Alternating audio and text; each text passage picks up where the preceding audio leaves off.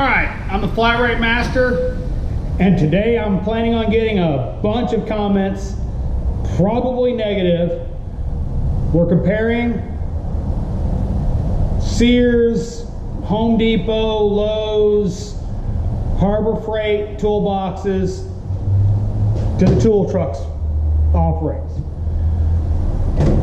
I'm gonna first say this as a shop foreman. I do not care. You show up for work with a Craftsman, Harbor Freight, Home Depot, Lowe's, whatever toolbox. I'm not going to care. It's the tools within the toolbox that matter, not what kind of toolbox you have. There are some guys that do look at, oh, he's got a toolbox, so he must be halfway decent. Doesn't mean crap. I've seen many technicians with either a huge triple bank, Snap-on, Matco toolbox with like 2 tools in it, or big old huge toolbox, tons of tools, couldn't fix a sandwich. I mean, just absolutely useless technicians where they can't even figure out how to diagnose a simple circuit. So, toolbox does not make the technician. But,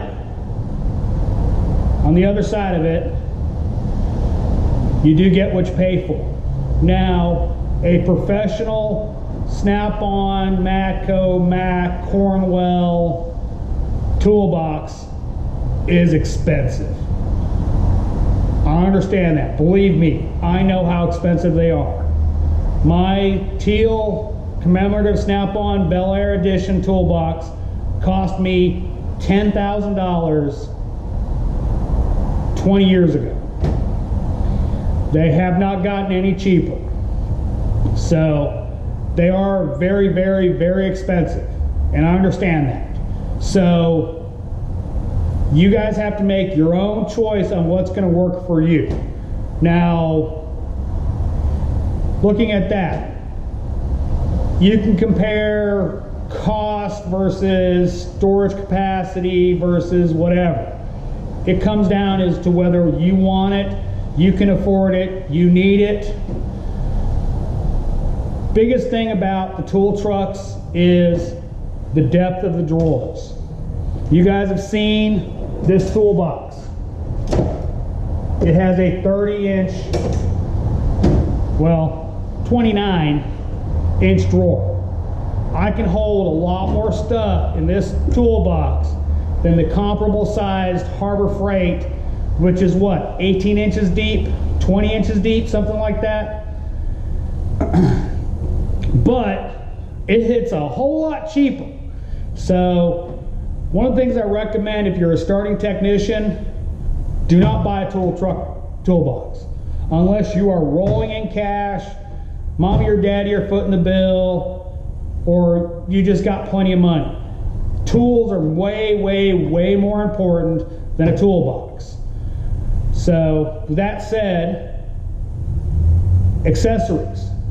When it comes to a toolbox, a professional toolbox, you can get all sorts of add-ons. You've got a double bank, you need to run out of room, rather than buy a new toolbox that you just paid off, you can buy a locker. You can get another set of drawers that are the same height, making it into a triple bank. There's tons of accessories, top boxes, hutches, etc. So that's one of the advantages. The homeowners versions, not so much. I mean, Harbor Freight has a locker, and if you've ever actually looked at it in person, it's cheesy. It's pretty flimsy. It's questionable on how good it is. But if it works for you, it works for you. Weight capacity. This is a big one. Those homeowner boxes, you load them down with a bunch of sockets, the drawers are going to start sagging after a couple years.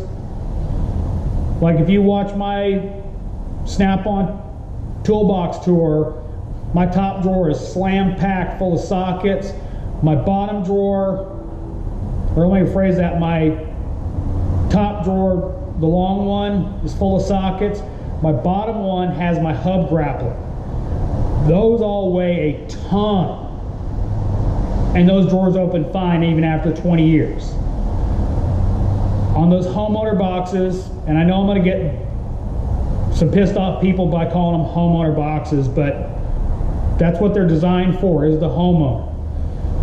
You're not going to be able to carry that much in those boxes for a long time. Now, again, it's up to you whether it's worth it for you every couple years to buy a new box. It may be. It's your decision, it's your money. Big thing on the tool truck boxes is getting parts. Now, Cornwell is a little iffy on some of their older boxes. Matco and Mac and Snap-on, you can get parts for almost all of their boxes. Up to, I think, Mac, till they were made by actual Mac. You have to remember, Matco stands for Mac Allied Tool Company. They used to be Mac's toolbox division before the brothers split. After they split, all those boxes before are no longer serviceable by Mac, but anything built by Mac is made, they still have parts for. Same with Snap-on, same with Matco. So you can get slides if they start wearing out, they start getting real gummy. You can still get accessories till they discontinue the boxes. Also, these come up used a lot. This yellow box right here, I bought off the Snap-on truck for 1,500 bucks. It was a deal. I will give you that. He has no respect for Matco. It's ugly. It's beat up over here. The trim's missing. It got beat up. I don't care. It holds what I need it to hold.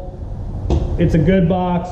Slides work good. Everything works on it. So look for those deals. Now, little caveat on those too good to be true deals on Craigslist.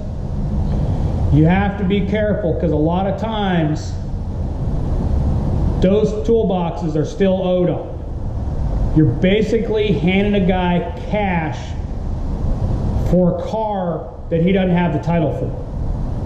Snap-on or Matco or Mac or Cornwell can and will repo that box if they find out you have it. So you've got to be really careful on buying used boxes.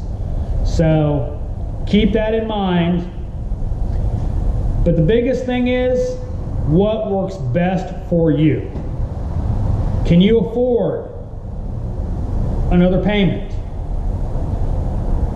You know, I know a lot of times it's I want it, I want it, I want it, and I understand that.